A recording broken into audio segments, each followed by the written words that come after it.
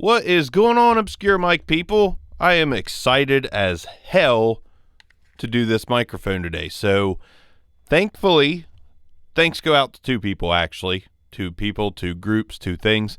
One, Bandrew at Podcastage for helping me talk to 512 Audio, who sent me over the Skylight condenser microphone, as well as the Limelight dynamic broadcast microphone. Great packaging. Love the purple. Good stuff. So, Bandrew, thank you for hooking a brother up with a company that's new from Warm Audio. Warm Audio, this is a sister company, 512 Audio. And thanks to 512 Audio, per Bandrew's suggestion, of sending me this microphone and the Limelight, the dynamic broadcast microphone. I am very humbled and pleased that you guys would let me test your products and put them on here. So I've got to say, first things first, this is one of the most beautiful microphones I've ever spoken to. $199.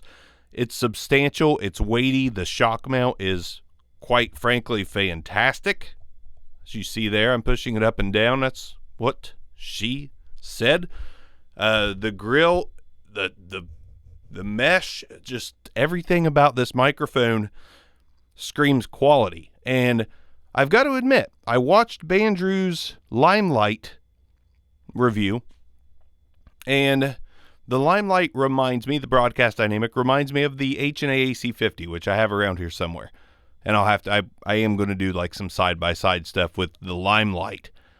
But after messing around and watching Bandrew's video and knowing that the Limelight has a similar body to the AC50, I expected this to be a bit on the light side and not substantial, but I was wrong. They're both $199, so I just kind of thought and assumed that they would both be light metal, lightweight.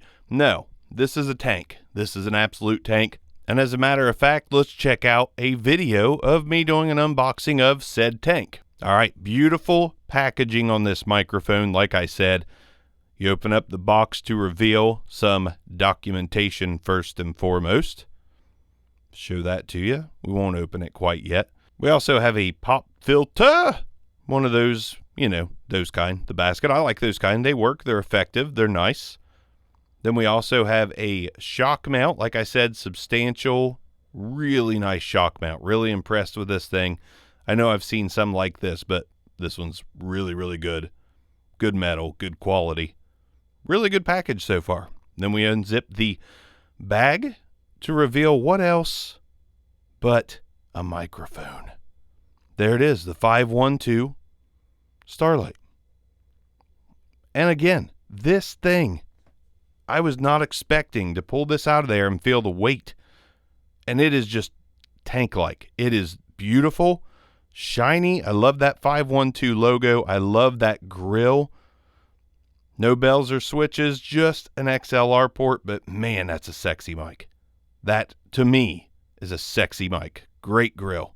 Let's go ahead and put this microphone through its paces. It does have a very Aston Spirit-like Brillo pad-looking pop filter behind this metal, almost grated grill. So I don't know if that's going to help the plosives out a ton or if the plosives are still going to be there. But Peter Piper picked a peck of pickle pineapple pizza. Peter Piper picked a peck of pickle pineapple pizza. Peter Piper picked a peck of pickle pineapple pizza. Not bad. I actually think that the grated grill and the Brillo-like windscreen do a better job than most of rejecting plosives. They are still there, but it does a pretty good job. And I imagine if you talk off to the side a little bit, not completely, but that grill thing is going to cut down on the plosives even at just a slight angle. Not a full 90, but more of a 45. Peter Piper picked a peck of pickle pineapple pizza, because I imagine the wind goes through the grates at that side angle. There's physics. Geometry, world history, with bark. No, I don't know what the hell I'm talking about. I mean, I kind of do, kind of don't. It's okay. You guys understand. So, yeah, the 512. Let's go ahead and be quiet real quick to see if we can hear any self-noise. My refrigerator's not on. from what I was hearing before I hit record, I don't hear any self noise, but let's be quiet for a second.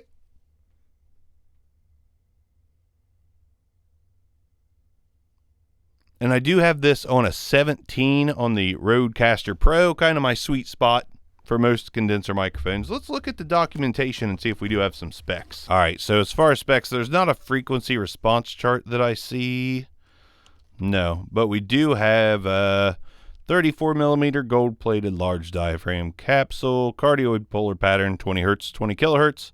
Sensitivity, negative 42 decibels plus 3 decibels. Impedance, 200 ohms. Max SPL, 144 dB. Solid. Weight, 1 kilogram. I don't see anything about self-noise. I see nothing about self-noise, but that's okay because the noise is not evident to me at all. Not even a little. Let's go ahead and do some off-axis rejection. Talking into the front of the microphone. I'm going to turn it 90 degrees. Nice cutoff there. 180 degrees. The other 90-degree angle, and then I'm going to spin it back around slowly to the front of the microphone. Did pretty well on off-axis rejection. Let's get right on top of the microphone to get the proximity effect. When you get right on top of the Starlight from 512, this is what it sounds like. When you're right on top of the Starlight from 512 audio, this is what it sounds like. Couple quick observations. Sibilance, not a problem here. Mouth noise from me, probably. Got chipmunk jaws. But the proximity sounds nice. It's not boomy, but it does get you a more full, rich sound, but it's not overly boomy or anything like that. And again, sibilance not really a problem. Hardly there whatsoever. I think this sounds pretty good. There's something about it that is very natural. I feel like it's a very natural sounding microphone. This definitely sounds like me in my headphones. I used a Sterling mic the other day on Hear the Gear, the podcast. You can go there and check out some mics I've not done here yet, or maybe won't do here because I sold them and had to ship them, and maybe time got away from me. But Hear the Gear podcast, that's a place you can go check out some other mics that I've done in a shorter 2 to 5 minute form. But the last mic I used made me sound not like myself, very nasally, changed the whole tonal characteristics of my voice. This I feel is very natural, and I like that. And I don't hear a lot of sizzle up top. There's not a lot of low end. It's very mid forward, and the clarity's good, but it's very natural sounding to me, and I appreciate that because I know once I throw some processing on this thing, I'm going to get a sound that I think that I'm really going to like. So let's go ahead and turn processing on now so we can see what this would sound like if I was doing a podcast from the studio on the Rodecaster Pro. Now we've got compression, a de-esser, and the Aphex big bottom, which I'm a big fan of. You all know that because I like the extra oomph on the bottom. I like that broadcast sound, and I like the sound of this microphone processed because it still sounds natural, but yet now it's more full. I don't have to get right on top of it to bring that proximity out. It's kind of there, and I'm a good 5 inches off the mic already. Man, no extra sizzle, nothing piercing, nothing harsh. I am a big fan of this, and it's not just because 512 sent it to me. $199, which is that kind of next tiered price. I mean, there's some mics that are $100 that sound really good, but $199, I think this is a hell of a sound for $199. I love how natural it is. I love that it's not super boosted in the high end.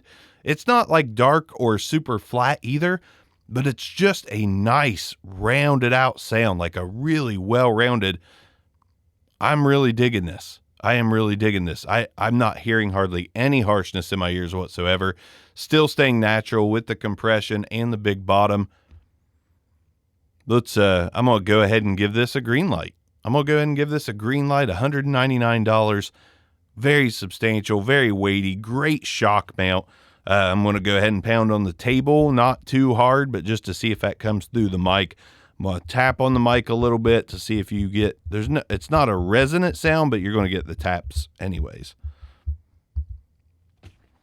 I like this. I think it's looks-wise fantastic, and sound-wise is one of the most natural mics I've heard myself on in quite a while. I am impressed.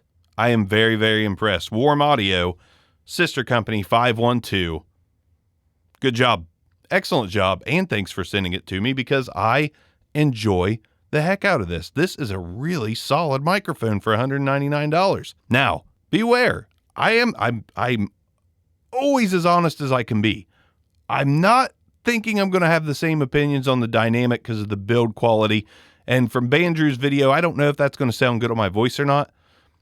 We'll see. I could be wrong, but for $199 on the dynamic broadcast and $199 on the condenser, I would spend my money on this condenser all day long. I'm pretty sure. I have unboxed the Limelight, the dynamic broadcast microphone, and it is very light and it feels like the AC50 to me. So it would have to clearly outshine the AC50 from H&A for it to be a buy to me over this.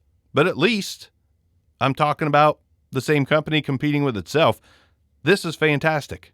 This is absolutely fantastic. I hope it comes through on the video as well as I'm hearing it in my headphones because I am super ultra impressed at the total package for $199. I need to go through my mics and see what else is $200 or maybe make suggestions. What $200 mic or less, 150 to 200, 150 to 220, something in this range, would you like to see this go up against if you think it sounds good? I think it sounds good, but if you think it sounds good, what's it going up against? 512, thanks again for sending me this mic. Bandrew, thanks again for hooking me up with 512. This mic is out. I'm out. I enjoyed it a lot, as if you couldn't tell. I'm excited to try out the other one. Till next time, Secure Mics. Peace out.